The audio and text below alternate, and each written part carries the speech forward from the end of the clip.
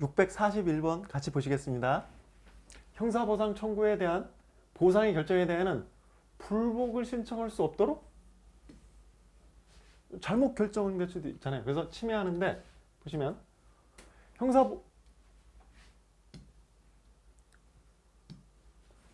그러니까 산정에 기초되는 사실 인정이나 뭐 보상의 판단의 오류나 불합리성이 발견되는 경우에도 불복 신청할 수 없도록 하는 것은 재판적인 본질을 내온 침해하는 것이죠. 형사보상 청구권은 연역이에요. 그 헌정사 문제죠. 48년 재헌헌법에서부터 형법의 명문으로 규정되어 왔다. 이거 자주 출제돼요. 그래서 그다음에 형사 피고인, 여기 뭐라 그랬어요? 형사보상 청구권 재헌헌법에서 계속 헌법의 명문으로 규정되어 왔는데 피고인의 형사보상 청구권은 재헌헌법부터 계속 있어 왔고, 중요한 거 형사 피의자의 형사보상 청구권은 현행헌법에서 신설. 구별해서 기억을 해두세요. 헌법은 형사 피고인의 형사보상 청구권만을 규정하고 있지만 아까 형사 피의자는 현행헌법에서 들어왔다 그랬죠? 그래서 요거 이제 그래서 틀린 건데 지문 자체는 굉장히 좋아요. 보세요. 헌법은 형사 피고인의 형사보상 청구권만을 규정하고 있지만 의미상 형사 피의자까지도 형사보상 청구권자가 된다고 보아야 하는 것이 형사보상 청구권의 취지에 부합한다. 아주 세련된 지문이죠. 이런 게 좋은 지문이에요. 근데 들어왔죠. 형사 피의자가. 그래서 형사 피의자 또는 형사 피고인으로서의 구금되었던 자가 이게 현행 헌법에 여기에 들어왔고, 이거는 재헌헌법 때부터 있었고, 그리고 이 지문은 굉장히 좋은 지문이에요. 무죄 재판을 받아 확정된 사건의 피고인이 미결 구금을 당한 경우에 공소를 제기한 검사가 소속된 지방검찰청에 보상 청구를 한다. 지방검찰청이 보상 어디? 보시면 보상 청구는 무죄 재판을 법원에 대하여야 한다. 형사보상 청구는 안 날로부터 3년, 무죄 재판이 확정날로부터 5년. 3년, 5년 이내에 하여야 한다. 그래서 3년, 5년 형사보상 청구권. 형사보상 청구권은 무죄 판결이 확정된 날로부터 1년으로 규정한 것은 형사보상 청구권의 행사 어렵게 지나치게 짧다. 그래서 할 수 없다가 아니에요. 지나치게 짧다고 해서 침해한다고 헌재 결정이 있었었죠. 법률이 헌법에 위반되는 여부를 심사할 권한이 없는 공무원으로서는 그 행위 당시의 법률에 따를 수밖에 없기 때문에 설사 후에 위헌 결정이 나더라도 행위에 근거된 법률 조항에 대한 위헌 결정이 나중에 나더라도 이 법률 조항에 따라 행위한 당의 공무원에게 그 행위할 때는 그 법률이 위헌 결정이 나지 않은 상태였다면 고의 또는 과실이 있다 할 수 없죠. 그래서 국가배상 책임은 성립하지 않는다. 법률이 헌법에 위반되는 여부를 심사할 없는 공무원으로서는 행위 당시에 법률에 따를 수밖에 없기 때문에 이제 저런 문제가 전투훈련 등 직무집행과 관련 공상을 입은 군인이 국가배상법에 따라 손해배상금을 지급한 다음 유공자법이 정한 보상금을 보험급여 지급을 청구하는 경우, 이거 이중배상금지 아닌가? 그랬다는 이유로 국가가 지급을 거부할 수 있다? 이거 이중배상금지 맞는 거예요? 이중배상금지하고 이 구조가 달라요. 이중배상금지는 뭐예요? 어떤 피해자 A가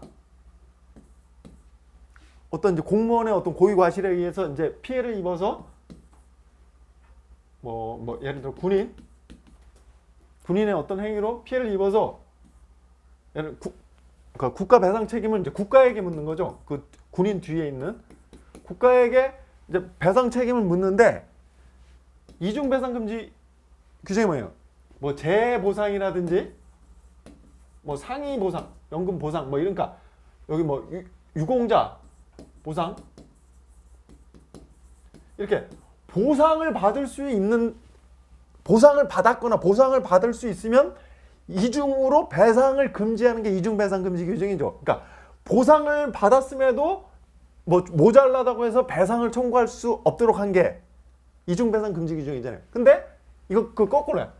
배상을 받은 다음에 보상을 청구할 때 이럴 때는 어떻게 돼 있어요? 이것도 이거는 이중 보상 금지 그런 게 아니잖아. 요걸 받은 다음에 배상을 청구할 때 금지하는 게 이중 배상 금지인데 요걸 먼저 받고 요렇게 들어올 때는 이건 해주라. 중요하겠죠. 자, 최근 대법원 판례요. 직무집행 관련 공상을 입은 구인이 먼저 국가배상법에 따라 받은 다음에 유공자법이란 보상금을 청구하는 건 배상법에서 손해배상을 받았다는 사정으로 보상금 등 보험 지급을 거부할 수 없다. 그래서 대법원 판례 2017년 판례고 중요한 판례예요. 자, 공무원 직무에는 권력 작용뿐만 비권력 작용 포함. 오케이. 그지만 사경제 주체로서 하는 작용은 포함되지 않는다. 자, 많이 나오는 지문이죠. 그다음에 직무를 집행하면서라면 직무행위를 구성하는 행위는 물론 객관적으로 직무의 외형상, 그러니까 외형이라 그러죠. 외형설, 직무 집행성 판단 관련으로 인정되는 행위로 포함한다. 그래서 행위 자체의 외관을 객관적으로 관찰하여 공무원의 직무행위로 보여줄 땐 비록 그것이 뭐 주관적으로 공무 집행이 없었다고 하더라도 직무 집행에 당한 것을 본. 그러니까 주관적으로 뭐 이런 거 판단하죠. 왜? 그래야 이제 저게 공무 집행인지 그냥 그 사람 모르면 주관적으로 어떻게 돼. 그래서 행위자의 주관적 의사를 고려하여 뭐 행위자를 왜 그냥 외형상. 자, 공무원의 개념에는 공무를 수탁받은 사인이 해당되지 않는다가 아니죠. 이제 법률로 들어왔죠. 구간 지방자들이 공무원 또는 공무를 위탁받은 사인을 이하 공무원. 법률로 들어왔어요. 신청인이 동의한 때 이제 국가배상 심의위에 배상 결정에 민사소송법 규정에 재판상 화해를 부여한 것은 최근에 이렇게 그 어떤 국가배상 심의회 말고 다른 어떤 세월호 어떤 보상법이라든지 그러니까 이런데 심의회에서 어떤 이제 그 어떤 화해 결정을 하면 그거 이제 재판상 화해가 성립한다로 보는 것은 뭐 독립성이라든지 전문성이 다 보장돼서 그 헌법이 위반되지 않는다 그랬죠. 근데 국가배상법 심의회 요거는 재판상 화해를 부여한 것은 여기에서는 헌법에 위반된다고 그랬어요. 헌법에 위반. 이게 왜 그러냐면 이게 초창기 때여서 그랬어요. 헌법재판소가 이제 88년에 발족하고 나서 95년 그리고 최근에 저런 어떤 심의위원회 이런 데는 다 이제 이런 걸 감안해서 다 이제 전문성이라든지 독립성이 보장되는 사람 이렇게 피해자 측에서 이제 추천한 사람들이 들어가기 때문에 근데 이제 요거는 이제 초창기라 배상 결정 절차의 심의의 삼자성 동시성이 희박한 점 공정성 신중도 결여됐다. 그러니까 요 초창기 판례 그러니까 배상 심의회 그래서 이때는 이제 재판 과도하게 제한한다고 해서 그 헌법이 위반된다고 했어요. 87년 요것도 중요하죠. 87년 9차 현행헌법. 자, 87년 9차 현행헌법 범죄 피해자 구조 청구 처음 규정. 자, 많이 출제돼요. 범죄 피해자 구조금 받을 권리는 구조 결정이 신청에 송달될 날부터 1년. 1년은 짧아요. 2년. 지역 농협의 조합장 선거에서 조합장을 선출하거나 조합장으로 선출될 권리, 선거운동을 하는 것은 헌법에 의하여 보호되는 선거권? 지역 농협이 뭐예요? 이게 무슨 뭐 지방자치단체장이니 의회 의원이니 무슨 국회의원 그거 뽑는 거예요?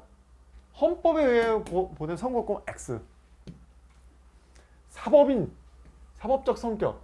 농협의 조합장 선거에서 조합장을 선출하거나 선출될 권리, 선거운동. 헌법에 의해 그럼 뭐예요? 결사의 자유 뭐 이런 거죠. 대한민국 국민임에도 자 불구하고 주민등록을 할 수 없는 상태. 할 수 없는데 재외국민 선거권 행사 할 수 없는 그 상태에 있는 재외국민에게 주민등록법상의 어떤 주민등록을 할 것을 요건으로 해서 선거권 행사를 전면으로 부정하면 선거권 침해. 그래서 보통선거원칙 위반. 요게 이제 2007년도 판례였어요. 그래서 이제 나중에는 이제 그 뭐 주민등록이라든지 거소 선거를 할 수 있게끔 해서 이제 이렇게 받아들이려고 하는 이제 그런 판례들이 있는 거죠. 그래서 2007년도 저 때는 주민등록을 아예 할 수가 없는 상태였는데 선거를 하려면 주민등록 뭐 이렇게 그에 등재된 자라는 어떤 요건이 있었기 때문에 요때는 이제 다 위헌이 났었던 거죠. 자, 주민등록이 되어 있지 않고 국내 거소 신고도 하지 않은 요때는 이제 국내 거소 2014년 판례에는 국내 거소 신고를 할 수 있게 됐었던 거죠. 자, 그런데 국내 거소 신고를 하지 않은 거예요. 그런 재외 국민에게 임기 만료 지역구 국회의원 선거권을 인정하지 않은 것은 요때는 침해가 아니었어. 왜냐? 요때는 지역구, 그 지역의 어떤 특성을 이렇게 알 수 있는 사람 이렇게 돼야죠. 이걸 안 하면. 그래서 특정한 지역구 국회의원 선거에 투표하기 위한 해당 지역구의 관련성 인정되어야. 그래서 선거권을 침해하거나 보통이 위배된다 볼 수 없다. 자, 여기도 국내 거소 신고하지 않아. 근데 요게 국회의원 재보궐선거. 선거권 인정해. 재보궐선거는 요게 이제 지역이 뭐 몇 개 안 되죠. 근데 이게 이제 하지 않은 재외국민. 근데 요게 국내 거소 신고도 아닌 주로 외국에 많이 있을 수가 있잖아. 그러면 재보궐선거 이렇게 몇 개를 위해서 그때마다 해외 공권에서 이제 막 이렇게 전체 모든 나라에서 이렇게 뭐 국회의원 선거라든지 아니면 대통령 선거 이런 거하고 다르잖아. 너무 몇 개 안 되는. 그래서 재보궐선거 확정될 때마다 전 세계 해외 공간을 가동해야 하는 등 많은 비용과 시간을 소요되는. 그냥 평상시 총선, 전체 선거라든지 아니면 대통령 선거에는 이럴 필요가 있는데 재보궐선거 몇 개 안 되는 걸 위해서 그럴 필요가 없다. 그래서 침해하거나 보통선거지 위배된다 볼 수 없다. 집행유예 집유 기간 중인 자에게 전면적 획일적으로 선거권을 제한. 선거권 침해하고 보통선거 원칙에 위반되죠. 근데 이게 여기서 집행유예자하고 수용자를 비교해서 집행유예자는 위헌하고 수용자에 대해서는 헌법 불합치가 났죠. 그게 왜 그러냐면 특히 집행유예자는 교정시로 구금되지도 않고 일반인과 동일한 사회생활을 하고 있기 때문에 이들의 선거권을 제한할 필요성이 없어. 그래서 여기 바로 위헌인데 수용자 같은 경우에는 뭐냐면 수용자가 너무 다양하잖아. 그래서 거기서 죄질이 약한 사람들한테는 선거권을 줘도 된다. 그래서 징역 1년은 기준으로 이제 나중에 개정이 되죠. 그래서 수용자가 하는 부분에 위헌성은 지나치게 전면적 획일적으로 수용자 선거를 제한한다고 했기 때문에 요 수용자에 관한 범위를 어떻게 할 건가. 뭐 징역이나 금고 1년. 그래서 헌법 불합치 결정. 그래서 이건 입법 형성을 하도록 이렇게 했었던 거예요. 그래서 수용자에 대해서는 헌법 불합치. 시각장애인 선거인을 위한 점자형 선거 공보의 작성 여부를 후보자의 임의사항으로 규정하고 그 면수를 책자형 선거 공보의 면수 이내로 한정. 그러니까 그 시각장애인을 위해서 뭐 더 두껍게 이렇게 해야 되지 않느냐 이제 이건데 요건 이제 침해하지 않는다. 일단 비용이 많이 들어가고 뭐라고 했냐면 인터넷을 이용한 음성 정보 전송 방식의 선거 운동이 특별한 제한 없이 허용되고 있고 음성을 이용한 인터넷 정보 검색이 가능하며 인터넷상의 문자 정보를 음성으로 전하는 기술이 빠르게 발전하고 있는 현실에 비춰보면 그 정도는 괜찮다라고 한 거예요. 침해한다 볼 수 없다. 사회복무 요원이 선거운동을 할 경우 경고처분 및 더 연장 복무. 자, 하지 말라는 거죠. 침해하지 않는다. 자, 일정 기간 동안 의무 복무를 하는 사회복무 요원의 특수한 지위 감안할 때 자, 선거운동 이렇게 참여하지 말라라는 거죠. 자, 헌법 24조는 모든 국민이 법률이 정하는 바에 선거권을 가진다고 규정하고 있는데 선거권을 법률이 정하는 바에 의해 포괄적인 입법권의 유보하에 있어요? 이게? 법률이 정하는 바에 선거권을 가진다? 이게 뭐예요? 그럼 안 할 수도 있어요? 이런 거 아니죠? 그러니까 선거권은 이제 기본적으로 있고 요 행사 방법, 그 구체적인 어떤 방법이라든지 이런 거 실무적인 이런 거 하라는 거지 포괄적인 입법권. 그래서 구체적 기본권을 법률에 구체화하라는 뜻이며 법률을 통해 구체적으로 실현하라는 거지 뭐 법률이 정하는 포괄적 입법권 유보가 있으면 아니다. 앞에서 했어요. 지방자치단체의 장 선거권 역시 기본권. 제외 선거인에게 선거를 실시할 때마다 외국에 있는 사람들 그 제외 선거인 등록 신청을 하도록 제외 선거인 등록 신청 조항은 침해하는 게 아니에요. 저 정도는 해야겠죠. 뭐 뭘 보고 이렇게 할 수 있어야 돼요. 해당 선거에서 투표할 권리가 있는지를 확인. 투표에 올라오는 선거권이 있는 제외 선거인을 제외 선거인 명부에 등록하기 위한 합리적인 방법이다. 가석방 처분을 받았다는 후발적 사유를 고려하지 아니하고 1년 이상의 징역형 선고를 받은 사람의 선거권을 일률적으로 제한. 자, 1년 이상의 징역형을 아까 이제 그 집행유예는 바로 위헌.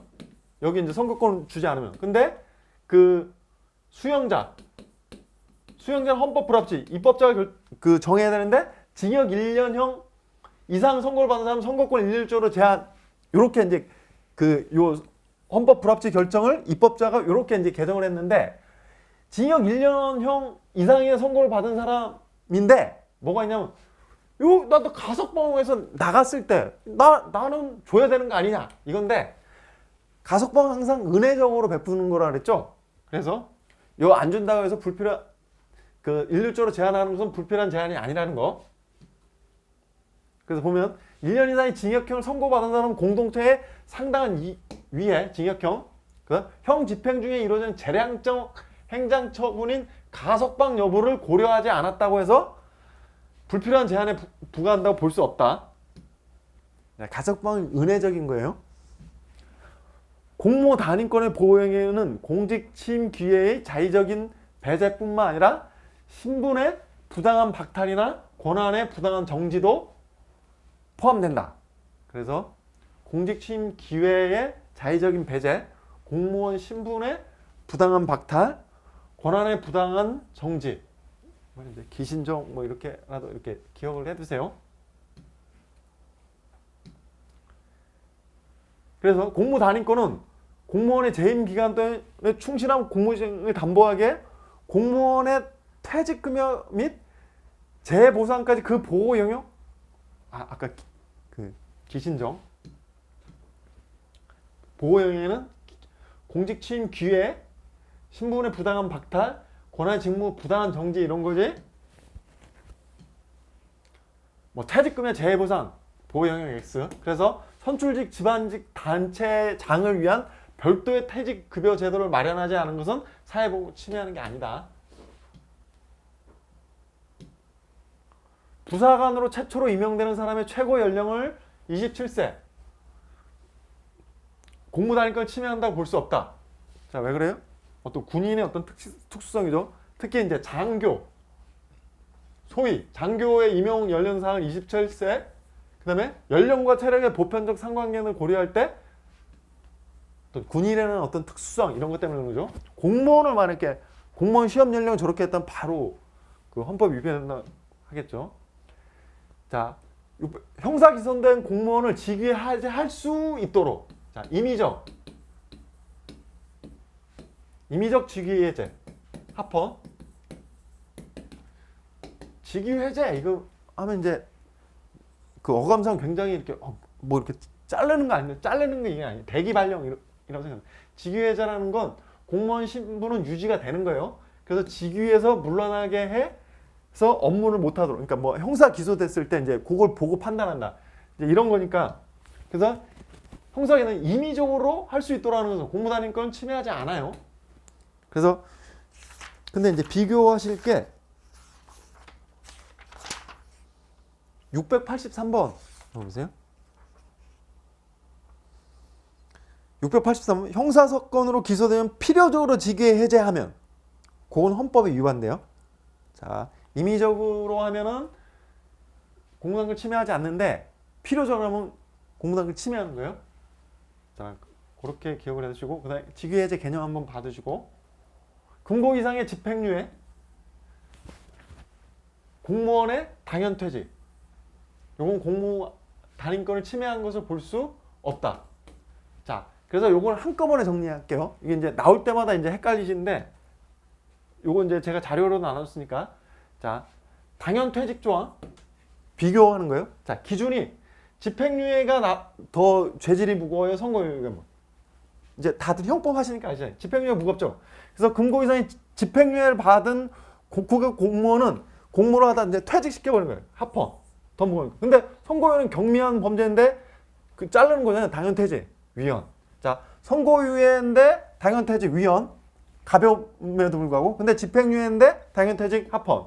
그런데 선고유예인데 수뢰죄. 수뢰죄는 그 죄질이 안 좋잖아요. 그래서 요럴 때는 선고유예를 받았을 때 당연퇴직에서 합헌. 요거랑 비교되는 거죠.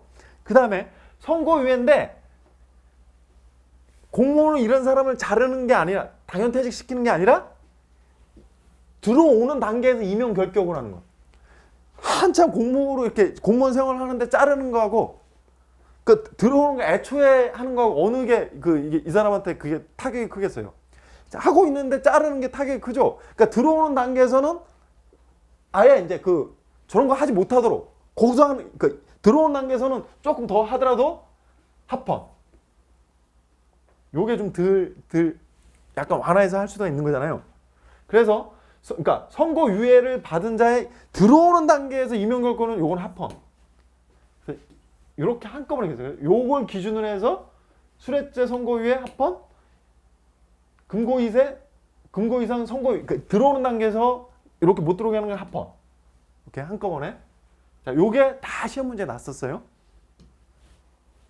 선거문 범죄로 비례대표의 국회의원직을 상실해서 결혼이 생겼는데 차순위자의 의원직 승계를 인정하지 않는. 이 차순위자 억울할 거 아니야. 나 진짜 당선됐을 때 그 비례대표로 내 바로 위에서 끊겨졌을 때 얼마나 억울. 근데 이 사람이 이제 상실했으면 당연히 승계가 되겠죠. 그다음에 정당도 그렇잖아. 아, 이 사람 뭐 잘못한 거라도 그러니까 이 투표한 사람들은 그 정당의 이제 어떤 그 지지율대로 이렇게 해줘야 되는 거 아니야. 그래서 침해한다고 봤어요. 그래서 선거를 통해 표출된 선거권자들의 정치적 의사표명을 무시 왜곡하는 결과를 초래하고 인정하지 않으면 그 한석이 빌 거 아니에요. 그다음에 선거 범죄에 관한 규칙 사유도 없는 정당 차순위 후보자 분리. 자, 그래서 청구인들의 공무단위권 침해.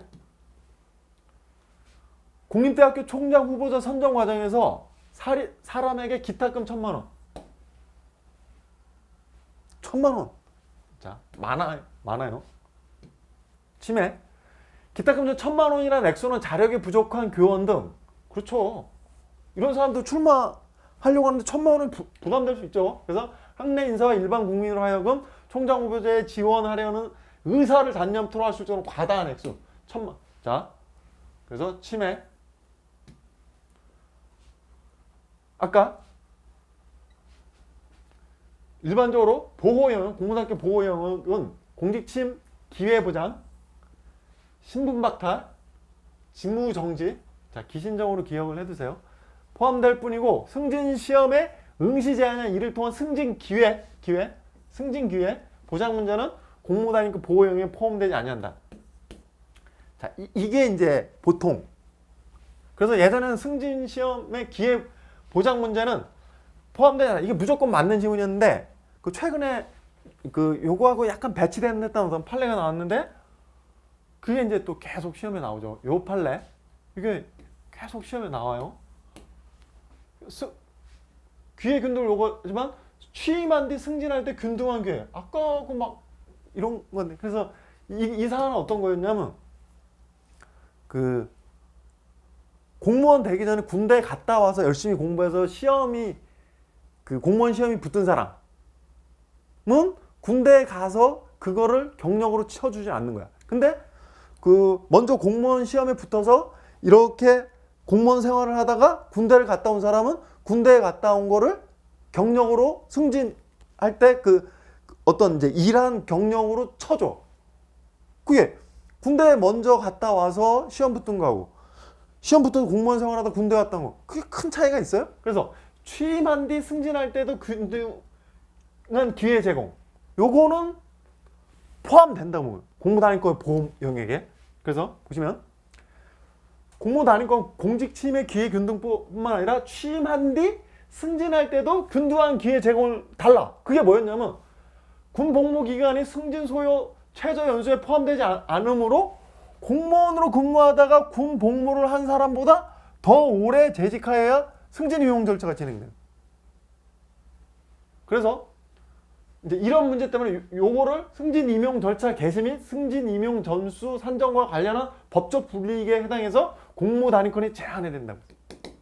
근데 요거를 표현을 요렇게 하는 거예요. 취임한 뒤 승진할 때도 균등한 기회 제공. 요거는 공무 단위권의 보호 영역에 이제 포함된다라고 이제 되는 거죠. 왜냐하면 여기서 제한에 해당한다고 그랬으니까. 그래서 요 앞에 거하고 요렇게 해서 이제 비교해서 기억을 했는데 비교해서 기회의 그 포인트는 취임한 뒤 승진할 때 균등한 기회 제공. 요렇게. 요거를 기준으로 그다음에 군대 이렇게 해서 계속 나와요. 계속. 수뢰죄를 맞죠? 수뢰죄 선고유예 당연퇴직. 공무원을 침해하지 않는다. 아까 한꺼번에 정리하세요. 자, 근고유상 선고유예 임용결격. 공무원을 침해하지 않는다. 계속 나오죠? 계속. 비례대표 국회의원 선거에서 1,000만 원에 1,500만 원의 기타금. 자, 국회의원 선거 1,500만 원의 기타금이죠. 근데 지역구는 그렇게 이제 여전히 1,500만 기타금인데 비례대표 같은 경우 너무 많다라는 거야. 그래서 침해한다고 했어요. 특히 왜 그래? 그 비례대표 국회의원 선거에서 이제 소수 정당들 있잖아요. 그 비례대표 한 명마다 다 이렇게 1,500만원씩 많다고 본 거예요. 그래서 당에 대한 선거로서의 성격을 가지는 그렇죠. 우리 그 정당 명부 고 투표지에 이렇게 하죠. 그래서 당에 대한 선거로서의 성격을 가지는 비례대표 국회의원 선거에서는 인물에 대한 선거로서의 성격을 가진 지역구 국회의원 선거 근본적인 성격이 다르고 지역구 국회의원 선거에서의 기타금과 동일한 기타금을 설정하는 것은 지나치게 과다. 특히 재선정당, 신생정당, 소수정당 후보자 한 명마다 1,500만 원의 기타금액은 선거에 참여자점 위축. 특히 이제 요런 정당 때문에 그러죠. 도지사 갑은 당선되기 이전에 범한 정치자금법 위반죄로 기소돼서 직무수행제 1심에서 징역 8월. 1심 선고 직후부터 아니 형이 확정된 게 아니죠. 직무에서 배제. 그럼 도지사 직을 수행하지 못하고 있다. 그럼 이 경우 갑은 공무단임권이 아닌 도지사의 권한 침해를 의뢰로 권한쟁의 심판을 청구할 수 있을 뿐이에요? 아니죠. 기본권이 지금 제한되는 공무단임권이 제한되는 거죠. 다툴 수 있어야겠죠. 그래서 이 사건 법률 헌법상 보장된 청구의 공무단임권을 제한하고 있기 때문에 그 형이 확정되기 전에 유죄임을 전제로 필요 최소한의 범위를 넘는 불이익을 당하고 있어서 무죄 추정 원칙과 과잉금지 원칙에 반하여 청구의 공무단임권을 침해하는.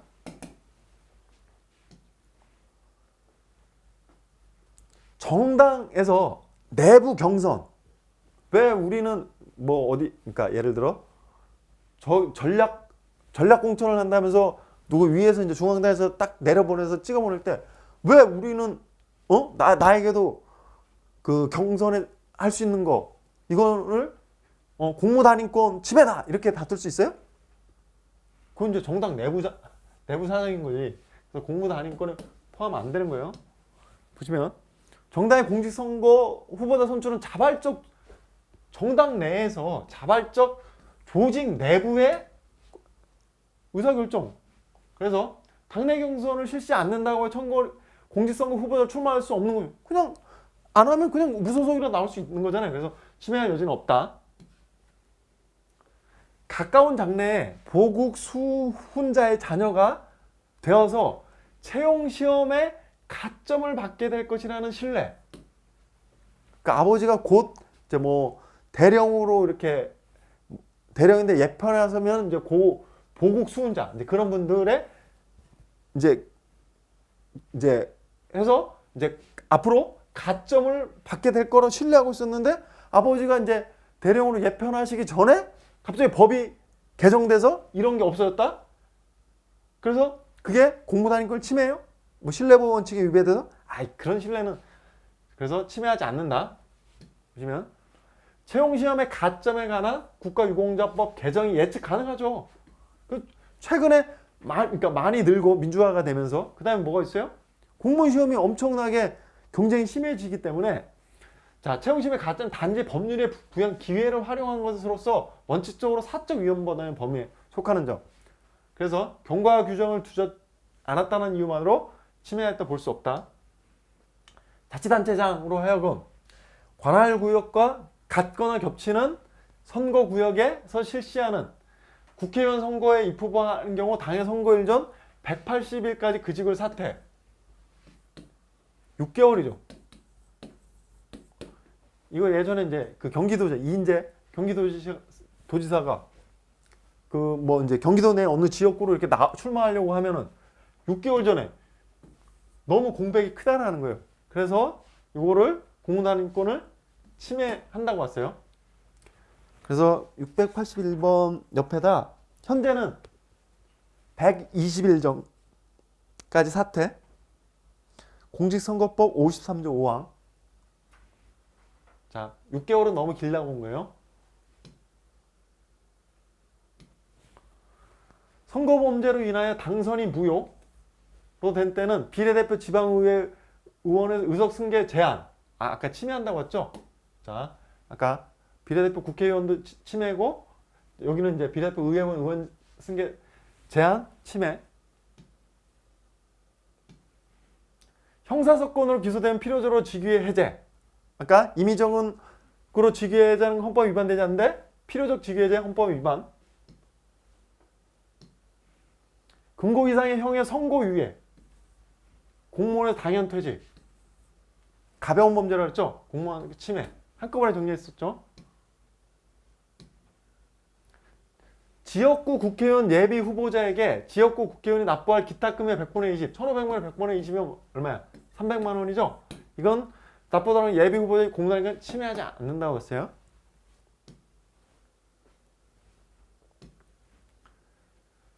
자, 주권자인 국민의 지위에 아무런 영향을 미치는 주민등록 여부만을 기준으로 해서 아까 계속 나오죠? 그 2007년 8년도에 주민등록 할 수 없는 재국민의 국민투표권에서 전면적으로 배제, 침해. 자, 할 수 없는 자에게 전면적으로 배제하는 건 국민권 침해. 그 다음에 대통령의 중요 정책 국민투표 부위가 행해지지 않았다고 하더라도 국민투표권을 행사될 수 있을 정도 구체화되었다고 할 수 있으므로 침해 가능성이 인정? 자, 중요 정책 국민투표는 자, 72조 조문으로부터 출마해요. 대통령 필요하다고 인정할 때에는 외국 통안 이렇게 기억이 되죠. 외교, 국방, 통일, 기타 안위에 관한 중요 정책을 국민투표에 붙일 수 있다. 붙일 수 있고 재량이죠. 안 붙일 수도 있잖아. 그래서 붙인 경우에 이제 그때 기본권으로 인정돼요. 자, 헌법 70 국민투표권 대통령 중요 정책에 부의한 경우에 이에 참가하여 표결을 행사할 권리를 말하는 거지. 왜냐면 재량으로 하기 때문에. 그래서 대통령이 그 재량에 의하여 부의하지 않은 이상 국민투표권을 침해할 가능성은 없다. 제대군인 공무원 채용 응시 과목별 득점의 과목별 만점 5% 또는 3%를 가산한 제대군인 가산점 제도는 차별 취급으로 인한 관련 기부분에 중대한 죄는 초래하죠. 그래서 비례 원칙에 따른 심사. 자, 앞에서 많이 했었죠. 자, 국방의 의무는 군 복무에 임하는 직접적 병력 형성 의무, 그 다음에 향토 예비군 민방위법에 의한 간접적 병력 형성, 그 다음에 병력 형성 이후 군 작전 명령에 뭐 복종과 협력할 의무. 자, 국방 의무의 개념이에요.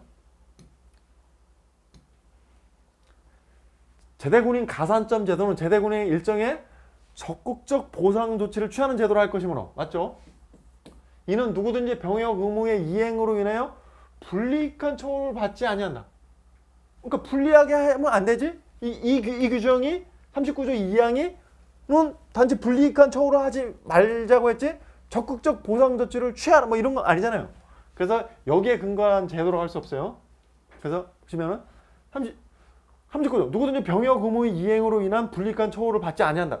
불이익한 처우를 받지 아니한 건 그 가산점은 적극적 보상. 그래서 불이익한 처우를 하는 것을 금지하고 있을 뿐인데 가산점 제도는 이러한 39조 2항의 범위를 넘어 재대군인에게 적극적 보상 조치를 취하는 제도로 할 것이므로 39조 2항에 근거한 제도는 알고 있어. 그래서 헌법적 근거를 계속 찾은 거야. 재대군인 가산점을 주는 거에 대해서. 그랬더니 32조 6항에 규정된 국가유공자 상위 군경, 전몰 군경, 유가정호는 아까 저번에 봤듯이 엄격하게 해석했잖아요.